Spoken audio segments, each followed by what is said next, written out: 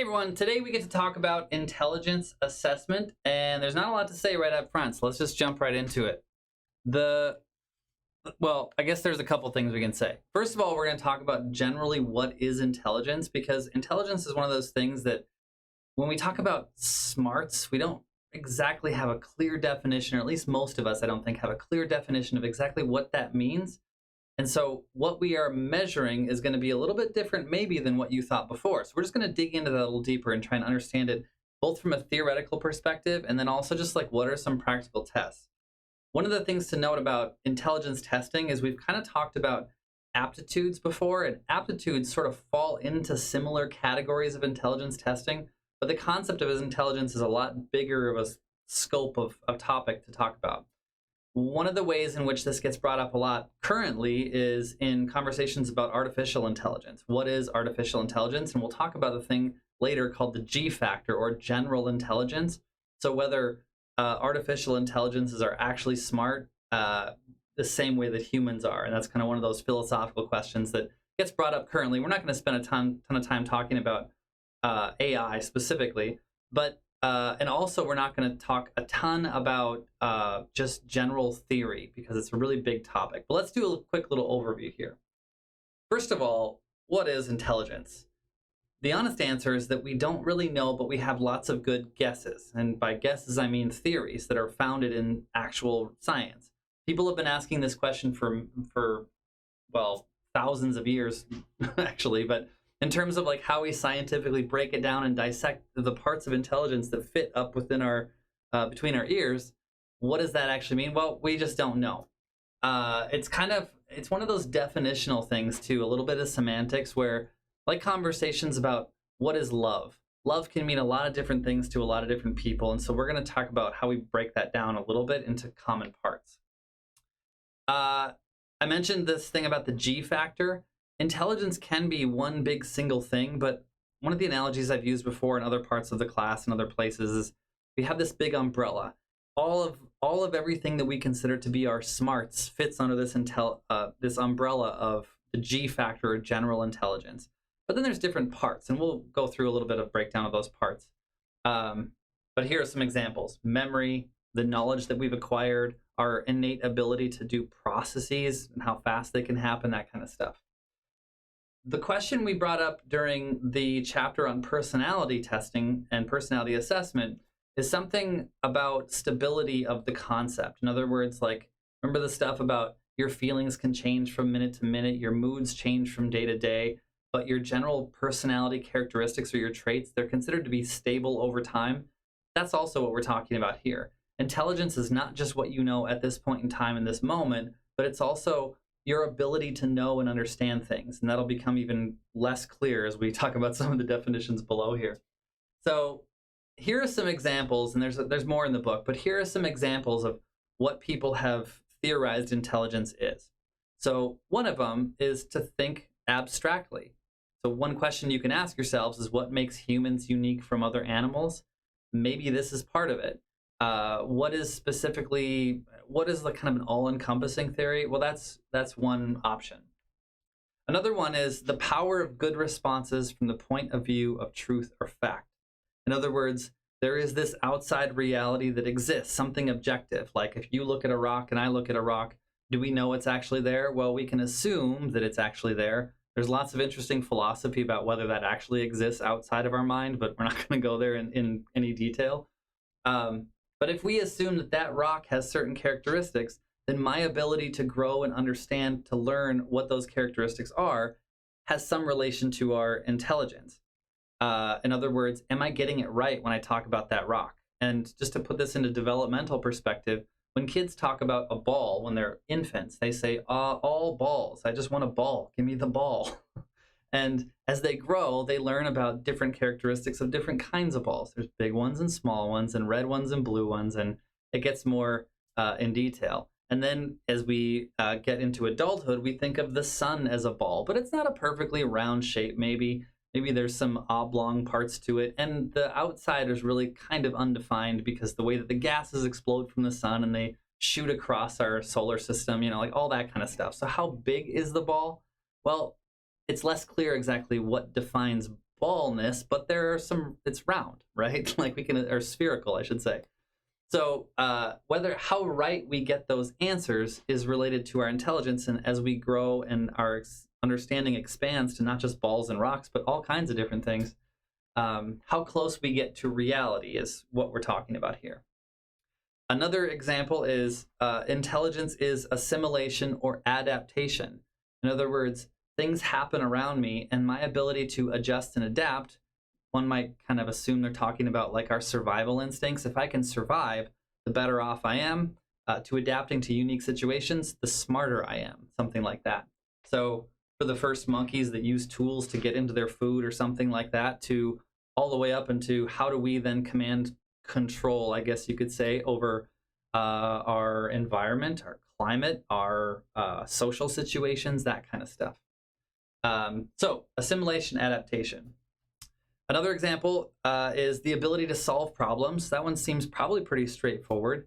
Also create products, and either of those can be valued within one or more cultural contexts. So this one's bringing in this piece of like, it doesn't matter if I can just solve problems, but they have to be taken into consideration of like the social structure around me, that kind of stuff too. So here's just a few examples, and hopefully this gives you kind of a range of like, there's really not a clear definition. There's lots of really good ideas about what those are.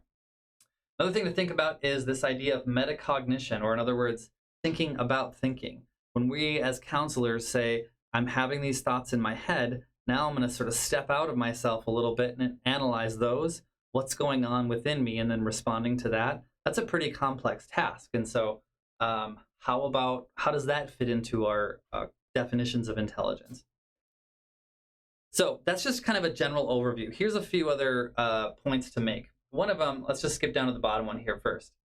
This idea of book smarts and street smarts. What's the difference? You guys probably know or have some kind of idea of what you think about the difference between the two, but how do those fit in? Because one of the things we can do is we can break up the processes in the brain from our memory to our language abilities to our ability to speak and feel emotions and all that kind of stuff that happens up here.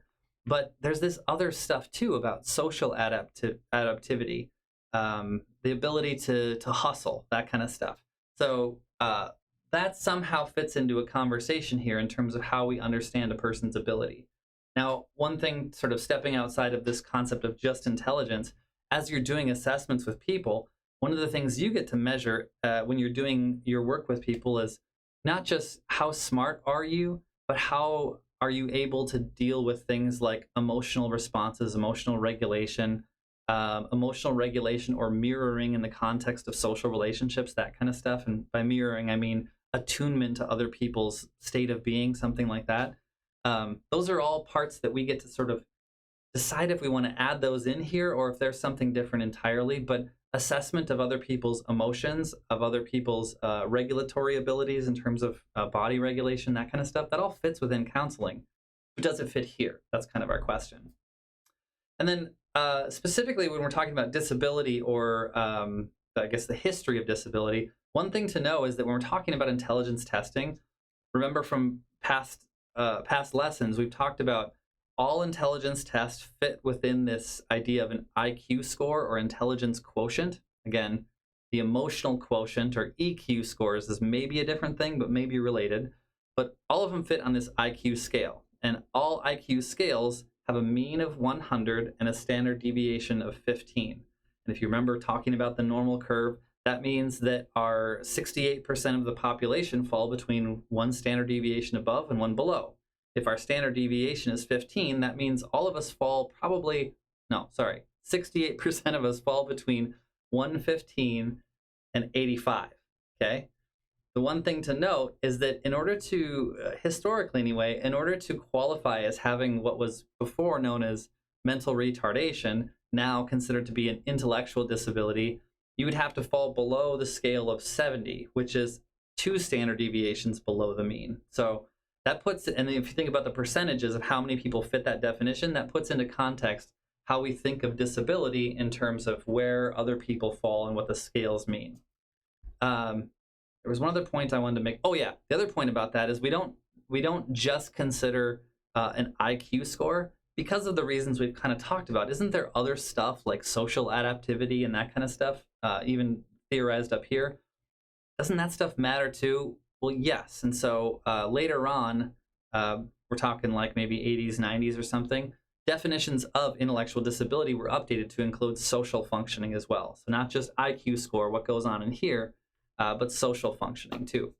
So the reason that matters is for people who are, like, for example, on the autism spectrum, some people can have incredible intelligence in terms of like ability to memorize and analyze and do lots of cognitive tasks, but socially lack skills. And so that way they can sort of fit into the definition, which kind of makes sense. So there's lots of definitional stuff there, but we won't dig too far into that. But I just wanted to make that point so that you're aware of kind of how this shakes out into our actual work with people. So a few other things too. These are just general comments based on reading the textbook and other things. The best estimate for heritability of intelligence is 50%. And that goes back to the conversation of nature and nurture. How much of our intelligence do we adopt or learn from our parents, or how much comes from our genes and our physical capacity of our brains to be smart, or whatever you call it, versus how much is actually learned on modeled behavior and how much we pick up during school and all that stuff.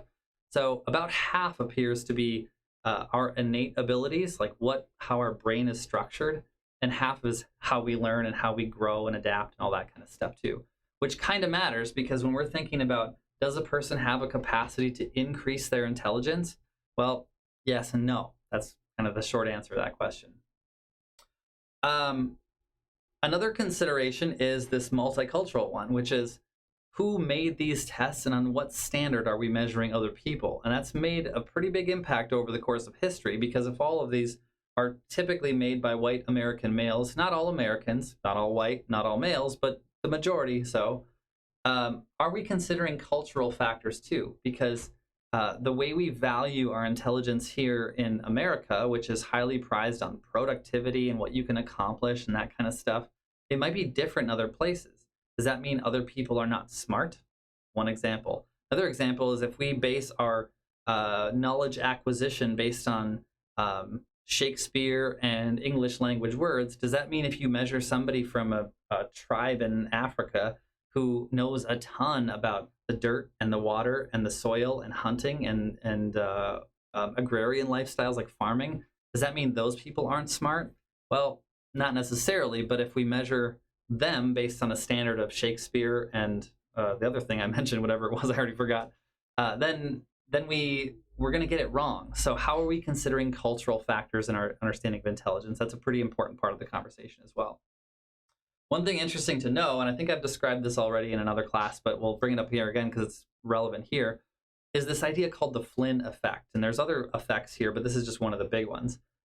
Generally speaking, just like I described, there's the standard of who we are today and what we know and how we function in our modern contemporary world versus tribal Africa, or in this case, how we functioned 100 years ago. One of the things that we know is if we gave the same test today to the people 100 years ago, like you time travel back 100 years, and in 1923, or let's just say 150 years to make it easier, when people weren't really, we didn't have computers, we didn't have phones, we didn't have all the electronics, and most people were farming and hunting and doing different kinds of activities, people would score well below two standard deviations below our current standard. So that begs the question, are we actually getting smarter, or are we just adjusting our test to update with our new skill set and our new demands on our ability to adapt and think and do kind of cognitive processes, which in the context of the internet and new computer technologies, we are being asked to do a lot more cognitive tasks than we used to be when we had to do just physical tasks. So the Flynn effect essentially says that we apparently are getting smarter over time. Or are we? That's the question. But scores are increasing. Question is, are we getting smarter? So anyway, interesting stuff. Well, let's talk about some of the theoretical foundations. And I'm not going to go way deep into this. And I know these pictures are super small right behind my head. So if you have the slides, you'll be able to see them a little better. I'll try to describe them to you out loud too, the pictures. But I'm going to just go over some of the general popular intelligence theories, because depending on the test that you're looking at, it might have a different understanding of what that intelligence is, and that then has an effect on what kind of subscales are being assessed and what kind of activities are being used to assess those subscales to come up with this general definition.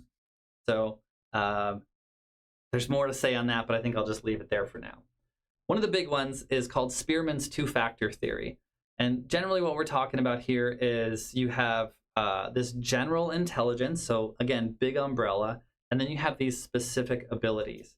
So there's not a ton to say about that other than you have these categories that are then broken down and broken down more, a little bit similar to this behind my head here. You just see sort of like a flow chart.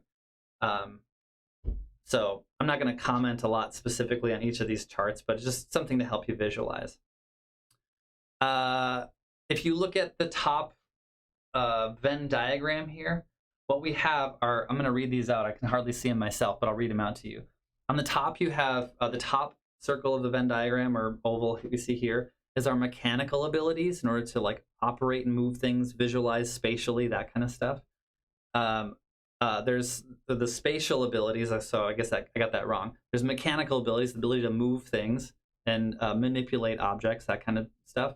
Spatial abilities, so visualize and think through spatial abilities. There's numerical abilities and verbal abilities. So you'll see some commonalities between other theories and some differences too, but that's just based on what we believe to be the most valuable and important parts of what our intelligence is, or what makes it up. All the overlapping parts of those ovals is sort of, when you put all that stuff together, that's sort of the general idea of intelligence. Another theory is Vernon's hierarchical model. It's broken down into categories and individual items with them. So that's what you see behind my head here. I'll scoot out of the way so you can see that. There's general intelligence, and that's broken up into verbal and educational, and I can hardly read this, spatial and mechanical. So above the theory was that they all serve their own individual importance, but these, in this model, they're sort of broken down together, and those breaking down into more, and then they break down even more. The idea is that if we can learn to assess those very unique and specific elements at the bottom of that flow chart or hierarchy, then we can categorize and combine them to understand different global concepts. That's the idea. A couple other names are Carroll's three-stratum model, and then the Cattell-Horn-Carroll, and that's the same Carroll that came up with his own, but people are really, in academia, I don't know how long ago, but you know, this is really more of a conversation, and these tests were being developed a long time ago. So these guys were all thinking about, what does this mean? And if I put my idea with yours and we combine this, and they're really working this stuff out. And so that's why some of these people are have their own theory, and then they have theories with other people. And so it's really just trying to understand. And there was great periods, and people are still working on this too, but great periods of just trying to wrap our heads around what are we actually testing here. And then there's a bunch of other names that you probably have, some of which you may have heard of, some of which you haven't, but Thurston, Guilford, Piaget, the guy that we study in Psych 101 classes, Luria, Sternberg, Gardner, and there's more too. Lots of people working on these same kind of things. So generally speaking, when we say we have this general intelligence and we break it down to these other parts, here are some of the names of the other parts. And I'm not going to go through all of these, but our ability for abstract reasoning, our ability to acquire knowledge, just sort of general information, our ability to use our memory, both short and long-term, nonverbal reasoning, numerical reasoning, perceptual ability, so to see things out in our world, to hear them and use our senses to acquire information, and so on and so forth. So you see this is a pretty extensive list, and it gets broken down into more detail, but these are categories that you generally see quite a bit. So this is where you'll probably want to memorize some of these names and be familiar with some of these scales too. I'm just going to take a pause here for a second. Someone's knocking on my door. Okay, I made him go away. Just kidding. No, I didn't make him go away. Anyway, so these are the names you want to probably memorize. So this guy, Weschler, he created some of the most robust, but also the most popular and well-used intelligence assessment scales. So there's different versions, and these are the names you'll want to know and be familiar with. Like if you hear the WAIS 5. This is now in the 5th version. If you hear the WAIS 5, that means the Wechsler Adult Intelligence Scale. That's the one that's most popularly used for adults, obviously.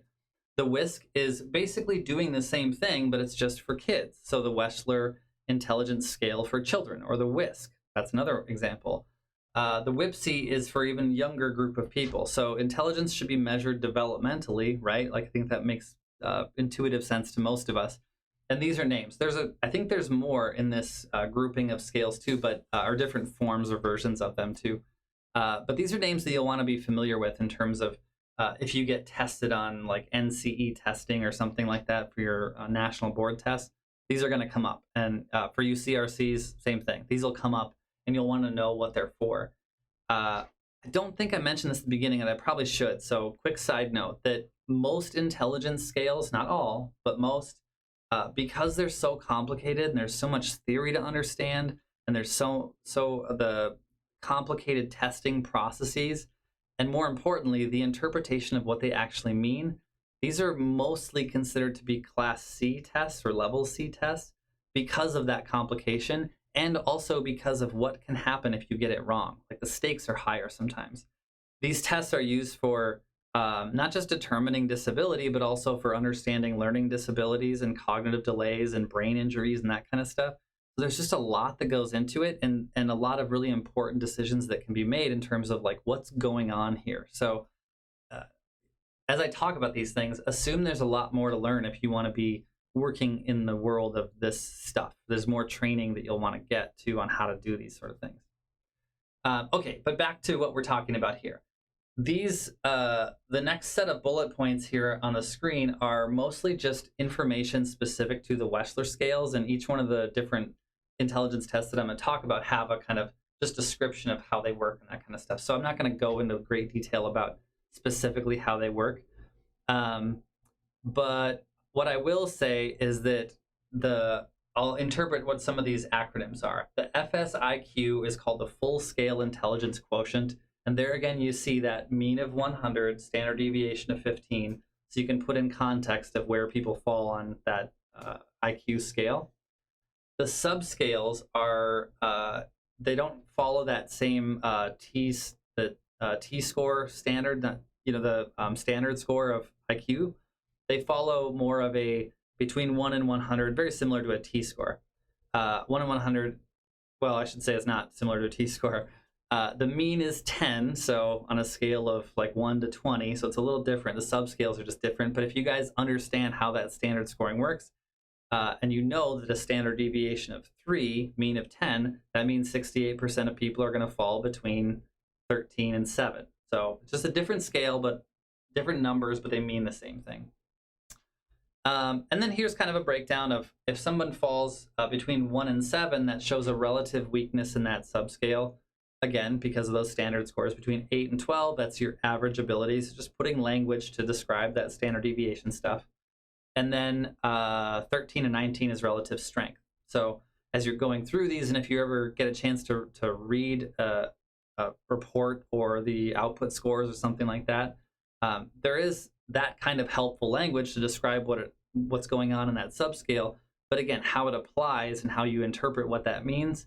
It's not just, oh, good, you're good at memory, but then how does that show up in your life, and what does that mean given the context of all the other parts that we take into consideration when we're talking about intelligence too? So just a little bit of detail about the test too, if you ever get in a situation where you're looking at one.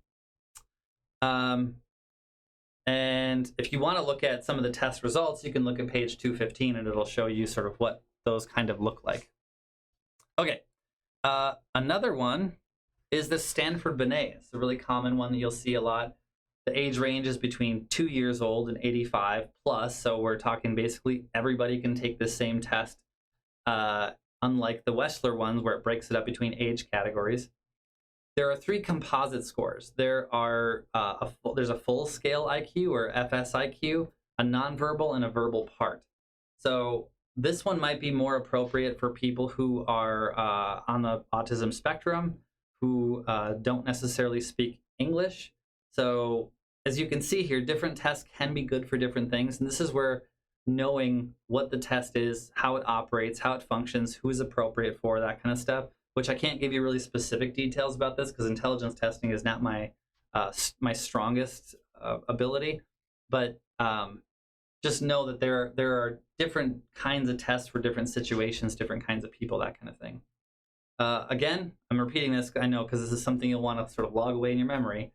Mean of 100, standard deviation of 15. And both the nonverbal and the verbal have 5 different cognitive factors, and you can read them here. I'm not going to go through them with you, but sort of functions a little bit differently. But as you can maybe imagine, how do you understand somebody's nonverbal intelligence if they're not speaking? Well, you can still find out information on all these kind of things, like manipulating blocks and responding to memory tasks by writing things down, perhaps, or something like that. This last point, it says interpretation involves evaluating differences between the nonverbal IQ and verbal IQ. So we're now thinking about the things that you can speak out loud versus the things that you can just do without speaking. We're watching the interplay between that and then making some assessments on how a person functions, right? So there's important ways the test is interpreted based on those kind of things, which, as you can imagine, would take some practice. Practice and training. Going to repeat that a lot, probably. Here's a couple others that are worth knowing. The Woodcock Johnson, the second one on our list here, is probably the most popular out of these 3 that I've seen. I've seen the Stanford Binay, the Woodcock Johnson, and the WAIS scores. Those are the ones that I'm most familiar with, that I've seen the most in use. But Kaufman's another one. I'll let you look at the stuff that's on the screen here. There's not a lot that I really want to comment on. There's a bunch of language about intelligence testing that would require you to like go look at exactly what that means. Like if you've ever heard somebody say the words like fluid intelligence or fluid indexes versus crystallized intelligence, those mean very specific things in the conversation here. So again, some of the language you'd have to learn is just like speaking. It's like getting really good at this one specific thing. This is a whole different skill set in its own too. There's a definition there, just in case you're curious. That fluid intelligence is the ability to solve problems in new or novel situations, and crystallized intelligence is using acquired knowledge to solve problems. So again, we're talking about that adaptability versus what we know and can do right now within the context of what we have available to us. And then lastly, the differential ability scales. One thing I didn't add in here is the Slauson, and there is some videos up on our website to look at how that's administered and how it works. And I have copies of it here if you want to play around with it and try it out too. Some intelligence tests are made to be administered in groups. Here's some examples. I'm not going to go through them specifically. And then there are very specialized ones. For those of you who are going into rehab that want to be able to do some basic intelligence testing, this is not to diagnose learning disabilities. It's not to understand like a person's IQ score in great detail. It's just to get a general level of intelligence so that you can make determinations about what might be appropriate for a person. In other words, it's a quicker, easier, and more specific to disability in our rehab world. The test called the TONY, that's one that would be good to look into and know to have available. So if you're going out into the rehab world and you want to just sort of log away, oh, I should look up that one later, that's a good example of one. The Leader International Performance, normed for students, specifically normed for students with hearing issues, deafness, cognitive impairment, developmental delays, autism, speech language deficits, and English is the second language. In other words, these are the people we're going to be working with. And if you don't have access to some of the high-powered, expensive, complicated measures of intelligence, and you want something that has more nuance specifically for the kind of people we work with, so we can compare apples to apples instead of these populations with the general population, this can be a really useful one too. And then Universal Nonverbal Intelligence Test, that's another one that's common. That's why I added those here. It's common and people use it. So there's some names to know. Holy cow. Okay, that's the end apparently. So this is a short lecture. What is there? There's got to be something else I could tell you here. The thing about intelligence testing that I see in both the mental health world and the rehab counseling world, the places where I see intelligence testing happen, like people actually facilitating it, have basically only been either in for people who go out and practice and they want to add some level of skill or add some service they want to provide in addition to their sort of normal counseling work, that might be something to add into your skill set, because using these kind of tests can help you with access to resources and access to more information and other kind of referral sources, that kind of thing. But typically in people's therapy work, you're not administering a lot of intelligence testing. In the rehab world, the place that I see this happening is in the forensic realm, or potentially like if you're working in a traumatic brain injury clinic, or if you are working sometimes in the workers' comp system. In places like that, you might use some of this intelligence testing based on developing a rehab plan post-injury. So someone gets in an accident and you don't have access to like neurocognitive evals or psych evals or something like that, which has a more in-depth discussion of a person's intelligence capabilities, then you might do some of these on your own. But generally speaking, not a lot of people administer them. With all that said, you will likely get reports and see evaluations for people who have had the testing done. And if it were me, most often I think I'd probably refer out if I can. If a person has the money and the time and the resources, and their condition is significant enough to refer out for a psych eval or a neuropsych eval, depending on what's most useful, then I will do that. However, most of the time I'm just reading these reports, and this is why this class especially is not necessarily focused on learning to administer and interpret some of these tests. Some of them you should, but it's not necessarily doing that for all of them. It's if you get a report and somebody has a brain injury and they're showing up for therapy, which is not an uncommon situation. People coming in saying, how do I cope with my memory loss after the concussion? Or I got in an accident and I've lost family members, but I've also lost my own abilities. Like, how am I going to deal with all this stuff? And you might say, well, what kind of things are the primary challenges? And they're like, oh, all these things. And they bring in a report that says like, oh, this person suffers from significant memory loss. That changes the way that you might do therapy. Because if you're like, well, last week you told me this, and this week you told me something else, and do you remember what you talked about? And they may not. And so that might change the way you discuss with other people in terms of what they're working on, or do you send people home with homework?